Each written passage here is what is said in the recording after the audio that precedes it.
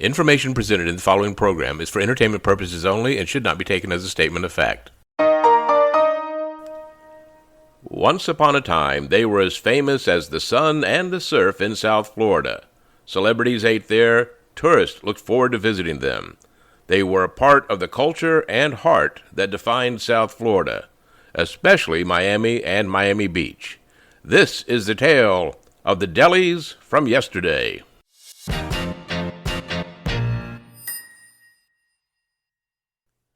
Welcome to Tales from South Florida. I'm your host, Bill Monty. Looking for a good place to get some corned beef today? Well, if you live in the Miami area, it probably won't be at a deli. As you may know, South Florida lost most of its major delis a long time ago.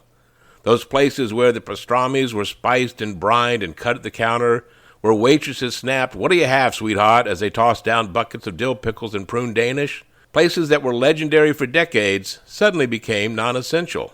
Why? A good nosh is a good nosh, right? So to paraphrase a song from the 60s, where have all the delis gone? Long time passing. Well, demographics had a lot to do with the death of the Jewish deli in Miami and Miami Beach. Especially after Hurricane Andrew, the exodus of the Jewish and older demographics up to Broward and Palm Beach counties drained these delicatessens of their much-needed customer base. And so did the quest for a healthier diet. In the late 20th century, the desire to find healthier options overtook the fondness for these types of menus. I mean, let's face it, we're still coping with that, right? Fatty meat, sky-high sodium levels, they just don't quite cut it anymore. Rising prices at these places that were already considered more expensive than your average diner or Denny's also helped to seal their fate. Look, there are many reasons why these delicatessens suddenly vanished. But listing all of these reasons, enough to make us weep, and to make me hungry, too. The names of the deli ghosts from yesteryear, they're still fresh in our memories, though. The pickles and coleslaw served gratis on the table as you waited for your food. Older, salty waitresses who generally treated you as if you were an unwelcome relative interrupting their day. And those flavors of the Northeast, especially New York, that danced around your taste buds. Miss them still.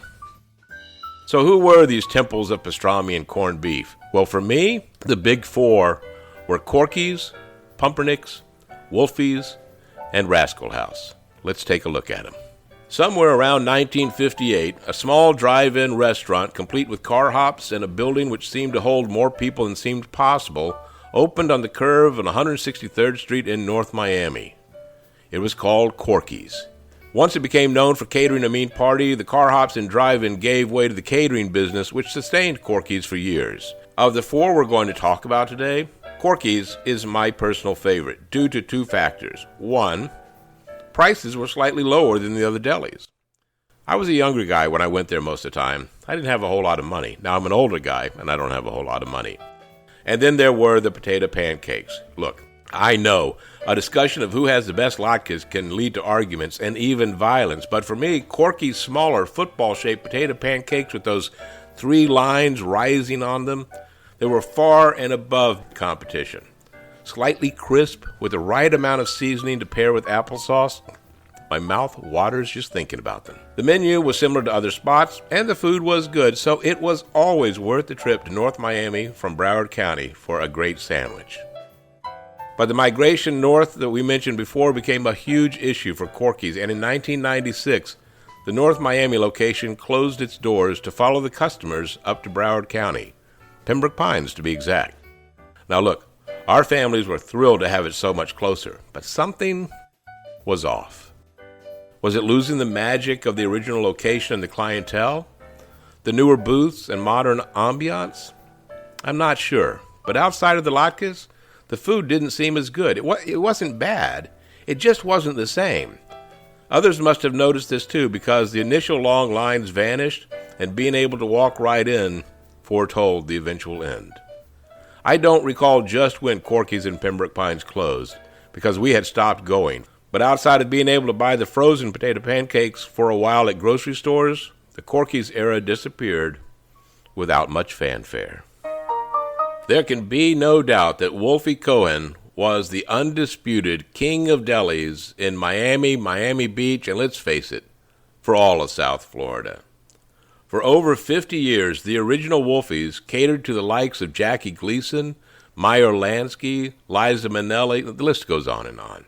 It was as much a part of the Miami Beach landscape as the sun, the surf, and the snowbirds who flocked here every year. The original Wolfies opened on Collins Avenue before World War II and survived several changes in ownership and the changing fortunes of the beach, even a 1985 fire. Like Corky's, the menu and food would be talked about for years, and families would line up outside for a coveted table replete with the slaw and pickles we all came to expect. But the decline in tourism after 9/11, a street improvement project that left many businesses floundering, and the changing demographic of the area which surrounded Wolfie's meant it was time to take a break. And on a Sunday in 2002, that break took effect, and it was one from which it never returned. Well, at least not in Miami Beach. I was doing some research and heard that the original Wolfie's, along with Rascal House, has opened in Sarasota in the last year. I can't confirm this, but if you can, or if you've been there, let us know by writing me at talesfromsouthflorida@gmail.com. Might be a future road trip. We'll be talking more deli right after this message. Hey, waitress, some more schmear here, please.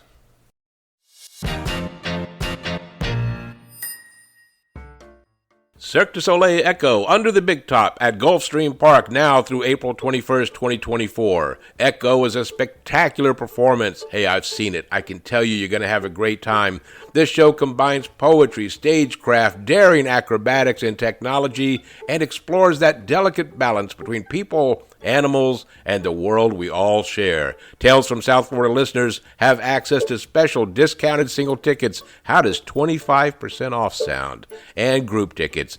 To learn more, join our Facebook page, Tales from South Florida, or write to us at talesfromsouthflorida@gmail.com, and I'll send you the link for that special discounted tickets. You'll be buying directly from Cirque du Soleil and not any third-party sellers. Cirque du Soleil Echo, Under the Big Top at Gulfstream Park, now through April 21st, 2024. Be there. Hi, Bill Monty here, and I invite you to join me for my podcast, Bill Monty's Guide for Getting Older. Each episode, I'll be talking about topics that affect older Americans, but don't worry, we'll keep it light, educational, and entertaining. It's not about being old. It's about getting older, and sometimes you need a guide to get you to where you're going. And that's me, Bill Monty's Guide for Getting Older, the podcast for young people who have been alive a very long time.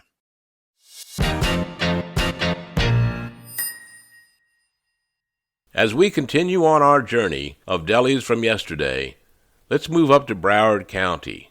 Pumpernik's, the last in a landmark South Florida chain that lavished its customers with Jewish food and bargain late afternoon dinners, closed on a Wednesday in 1993 without any warning. The signs in the entrance said closed for renovation, but customers and employees knew the restaurant had served its last plates of pickled tomatoes. There were several Pumperniks throughout South Florida, but this one, it was the last one. The legend began when restaurateur Wolfie Cohen, yes, that Wolfie Cohen, we just talked about him, opened the first Pumpernik's at 6700 Collins Avenue in Miami Beach. It was the era of grand hotels. Pumpernik's was the hotspot for kosher-style bites. It was the site of Larry King's early radio shows. Loan me $50. As South Florida grew, the Pumpernik's chain stretched from South Dade to Pembroke Pines, but the owners who came after Cohen just couldn't keep other franchises open. The Hallandale Beach Boulevard restaurant became the final one when the Sunnyland location went belly up in 1990. Rumors about the impending disaster began when the last heir to Wolfie Cohen's kingdom began negotiating with Walgreens to build a drugstore on the restaurant site. Although staff and customers were reassured we're going to be here for a long time, on that quiet Wednesday in 1993, Pumpernik's faded into the fog of generational memory. For our final stop on the Delis from Yesterday tour, we're going to head back down to Miami Beach, and this is the biggie. This is the one that became famous and helped make Miami Beach famous a little bit. You know I'm talking about the Rascal House. It was Miami's most famous delicatessen, hosted the famous and the infamous. Customers would line up all day. It looked like they were lining up for a ride in Disney World. Would line up all day waiting outside to be led to a table to be treated to great deli, a can of Cel-Ray or Dr. Brown soda, perhaps an egg cream. The waitresses, who all seemed to have a love-hate relationship with the customers, would hurry you along the ordering process, toss food at the table, and everyone loved it. I remember radio talk show host Neil Rogers once telling the story on air went along these lines. A guy was eating his breakfast, and the waitress walking by spilled orange juice on him. When he got irate about it, she looked at him and nonchalantly said, "Don't get upset, honey. It should be the worst thing to happen to you today," and moved on. And that was the service at Rascal House in a nutshell. The food was amazing, the restaurant was legendary, and if you were a tourist coming here, it was a must-eat-at destination. You had to go here. Known for being the place where everyone meets to eat, it was open all night with loads of free, delicious breads and rolls, pickles and coleslaw on the tables, all for the taking. The Rascal House was not just famous for its generous portions. It was jam-packed by locals and tourists alike, many just hoping to see the big stars that would dine there. People like Clark Gable, Judy Garland, Katharine Hepburn, gangsters like Bugsy Siegel, Meyer Lansky. It was really a different time back then on the beach, wasn't it? Wolfie Cohen died in 1986. He left the Rascal House to his daughter, and she managed it for about 10 years. But in 1996, she sold it. And after having various owners, Rascal House officially closed in 2008. And just like that, they were all gone. Want to revisit Rascal House or a Wolfie's? Well, like I mentioned before, rumor has it, you can head on over to Sarasota. If you're not up for the drive, though, I suggest you join the Facebook group I Grew Up in Sunny Isles. Every Friday, admin Barry Rose invites you to join him at a table in a day gone by and kick about the memories of the best pastrami this side of Katz's in New York. Where do you go for great deli today? If all these places are gone, where do you go? What are your go-tos? I need to find out because, friends, I need me some good deli and a little more schmear. Write to me at talesfromsouthflorida@gmail.com or give me a call and leave a voicemail, 754-800-3170. If you didn't get those, just look down in the show notes from whatever app you're listening to. You'll see that email address and that phone number there. I'd like to take just a moment to say thank you to all of you who have been supporting the show. Again, I'm just so impressed with the growth. I'm just going to pick out a couple of names here. So I'd like to thank Holly K. Thanks, Holly. I appreciate you listening. And by the way, I was in Publix a couple of weeks ago in the produce section. I was wearing my podcaster T-shirt, and someone walked up to me and asked if I was Tales from South Florida. I was so stunned, I neglected to get the person's name. If that was you, please write to me and let me know. I'd like to thank you on air. You made my day that day. A few other people that have been listening and supporting. Kelly Hansen, she just joined us all the way from North Carolina. We appreciate that. We got Brendan Glenn, Laura Lee Finster, Bill Stabile. Thank you, Bill. Kim Mullins, we appreciate your support. Ken, he listens to us. Kenny Samuels, he listens to us all the way from South America. We do appreciate it. My friend Jeff Allen Wolf, he supported us so much. We appreciate that. There are so many here. I can't list them all. We're going to try and name people every episode so we can say thank you. And one more thing, if you could, whatever app you're listening to, hit that subscribe button. It's not going to cost you anything, but it's going to let you know notifications of when we have new episodes and specials going on. And it just helps us to build the popularity of the show. So hit that subscribe button. I appreciate it. My friends, I thank you for taking this talk down memory lane with me. And until next time, this is Bill Monty inviting you to continue to join me for more tales from South Florida. Until then, remember, be kind whenever possible. It's always possible. Peace.